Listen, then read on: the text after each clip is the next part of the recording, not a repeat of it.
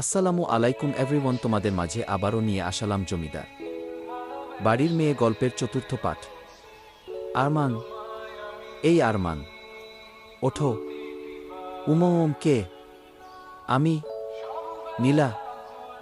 ওহ, আমার এখনো বিয়ের বয়স হয় নাই, আপনি যান। মানে? এই ওঠো আরমান। ভাই শয়তান, তোর দুইটা পায়ে ধরি, আমারে একটু ঘুমাইতে দে। কি বলতেছ এইসব আবোল তাবোল? ওরে ভাই, তুই ভাবছিস মেয়েদের কণ্ঠে কথা বললেই আমি উঠে পড়মু? কিন্তু আমি উঠুম না, কারণ এখনো যে আমি বিয়ে করি নাই সেই হুঁশ আমার আছে। এবার ভাই তুই এখান থেকে যা, আর আমারে ঘুমাইতে দে, তা না হলে খুব খারাপ কিছু হয়ে যাবে। হুম্মম, ঠিক আছে, ঘুমাও, একটু পরে মজা দেখাইতেছি। ঠিক আছে, দেখা মজা।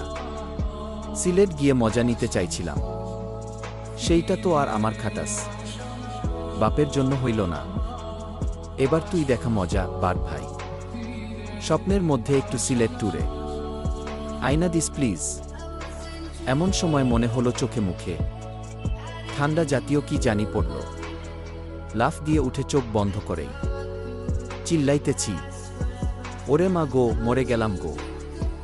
এসিড মারছে আমার মুখে। এবার আমার কি হইব? আমার তো আর বিয়ে হইব না।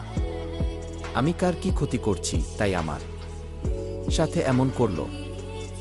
আয়, কি ঠান্ডা লাগতেছে, মনে হয় পুড়ে যাইতেছে। এই চুপ করো, তুমি তো চুপ করতেই বলবা, পরে তো আর তোমার যাচ্ছে না, পুড়ে যাচ্ছে আমার। ও মা গো, ঠান্ডায় ঠান্ডায় পুড়ে যাচ্ছে।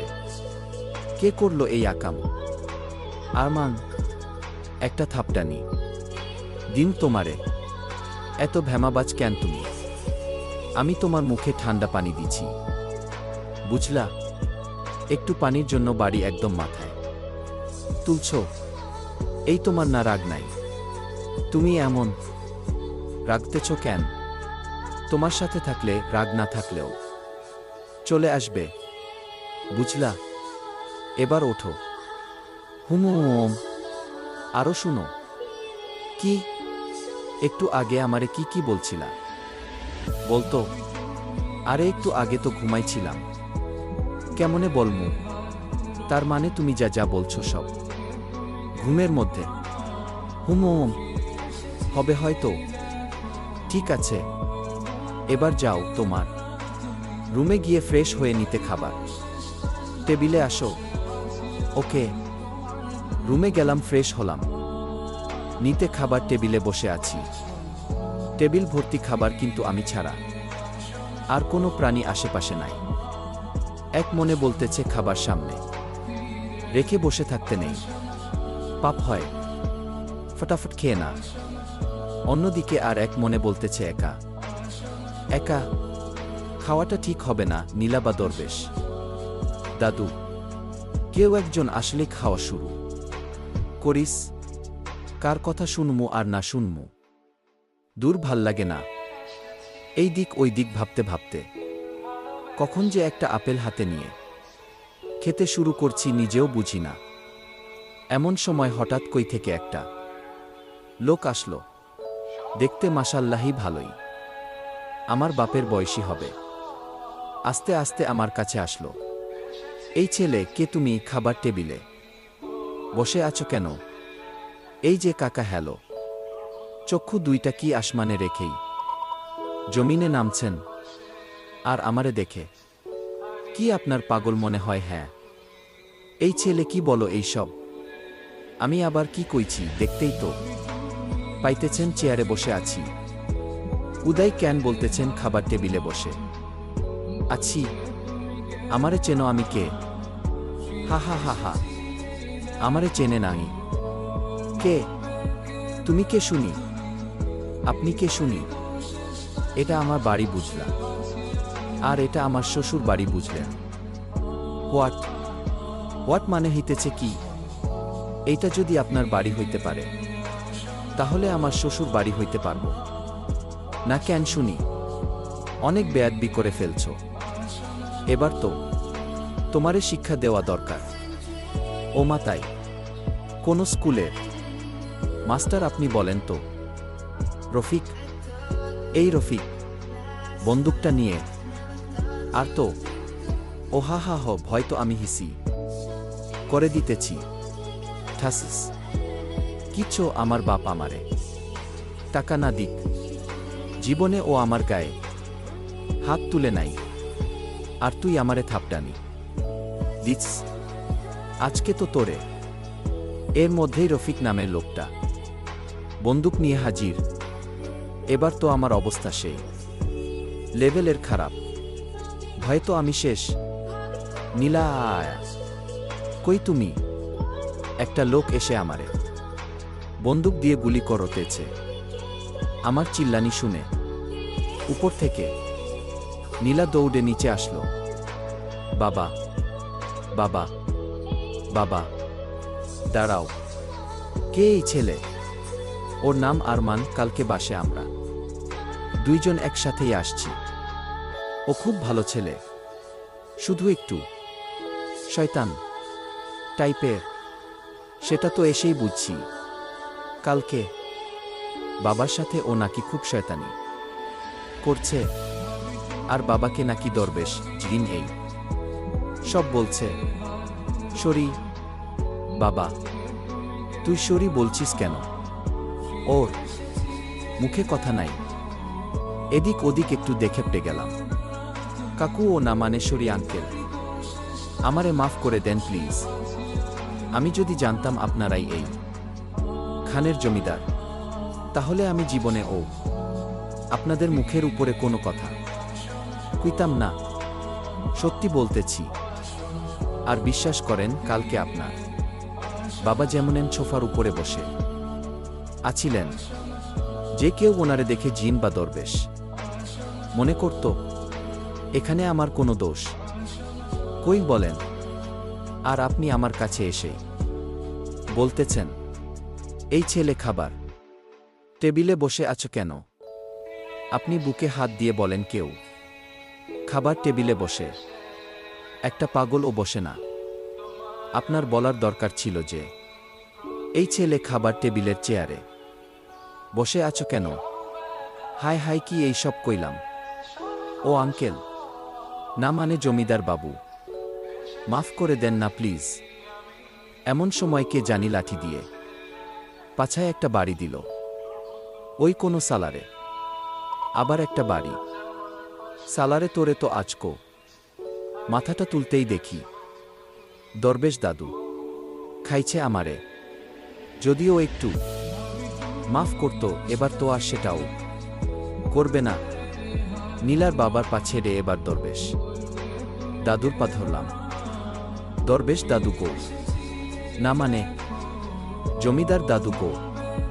আমি না আপনারে একটু ও দেখি নাই। মাফ করে দেন না। আমার যদি পাছায় চোখ থাকত, তাহলে বিশ্বাস করেন আমি জীবনে ও আপনারে সালা কইতাম না। মাফ করে দেন দাদু। অনেক কষ্টে আব্বার টাকা চুরি করে সিলেট যাইতেছি। এখন যদি মাইরা ফেলান, আমি তো মরে ও শান্তি পামু না। মাফ করে দেন না। ঠিক আছে, ঠিক আছে, মাফ করছি।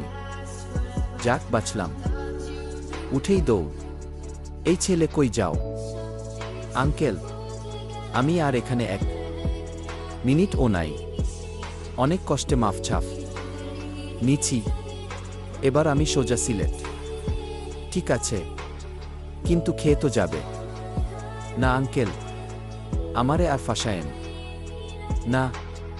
খাবার বসে আবার মুখ ফাসকে কারে কি বলমু আল্লাহই জানে। তার চাইতে বরং আমি যাই, আর এক পা এগুলে গুলি করে দিব। কিন্তু আচ্ছা বলেন কি করব? খেতে আসো। খাইতে তো জামু, কিন্তু পেটের ভিতরে খাবার না, বন্দুকের গুলি ঢুকবো। কি বললে? না না আঙ্কেল, কিছু না। ঠিক আছে আসো। এই আরমান দাঁড়াই আছো কেন? বসো। হুম। চুপচাপ বসে আছো কেন? খাও। এমন চাপের মধ্যে কি আর পেটে খাবার ঢুকে? মনে মনে এই যে আরমান, তোমারে না চুপচাপ মানাইতেছে না। আচ্ছা, যা ইচ্ছা বলতে পারো। না না, কি বলতে কি বলবো? পরে আবার গুলি করবেন? আরে না, গুলি করব কেন? তোমারে ইচ্ছে বলতে পারো। দরবেশ দাদু আবার কিছু বলবে না তো? আমি বাদে সবাই হা হা করে উঠল। আরমান, তুই আসলেই অনেক খারাপ। জি দাদু, এই প্রথম কেউ আমাদের সাথে এমন ফাজলামো করার সাহস করেছে। হুম হুম। মানে? না মানে আঙ্কেল, সরি। দেখছেন, আমি বলছিলাম আমার মুখ ভালো না। কখন কি বলি? হা হা হা। আরে বেটা, কিছু মনে করি নাই। তোর অনেক সাহস আছে, মানতেই হবে। এই প্রথম জমিদার বাড়িতে এসে কেউ আমাদের হাসালো। অন্য সবাই তো ভয়ে মরে, আমার আবার সাহস। আমার মতো অসহায় অকর্মা এই দুনিয়ায় আর এক পিছে নাই। মনে মনে এই যে আবার চোরের মতো কোথায় যাও? আঙ্কেল, খাওয়া তো শেষ, এবার আমি যাই। চুপচাপ বসো। হুম। তোমারে কখনো ফাজিলের মতো লাগে, আবার কখনো ভোলা ভালা। আচ্ছা আঙ্কেল, আমি যাই। যেতেই হবে? হুম। আচ্ছা যাও, তবে ঘুরে ফিরে সবসময় আবার আসবা। ঠিক আছে, একবার যাইতে পারলে ভুলে ও আর এই দিকে চামু না। মনে মনে এই আরমান, শোনো। বলেন, গাড়ি নিয়ে যাও। না না আঙ্কেল, এমনি ঠিক আছে। ওকে যাও। কারেন্টের মতো উপরে গিয়ে ব্যাগ নিয়ে চলে আসলাম। নিচে এসেই আবার এক ঝামেলা। বাবা, আমি ও আরমান সাথে যাই। ঠিক আছে। এই না না, তুমি আবার যাবা কেন? আরমান, তুমি চুপ করো। বাবা যাবে। আচ্ছা, ভালো করে যাস, আর গাড়ি নিয়ে যা। ঠিক আছে। থ্যাংক ইউ বাবা। আরমান, চলো। সিলেট ঘুরা আমার ইচ্ছে। কি ভাবছিলাম, আর কি হইতেছে? চলবে। প্রতিটি পর্ব পড়া শেষে কৃতজ্ঞতা স্বরূপ একটা রিভিউ কমেন্ট করবেন, এই আশা করতেই পারি।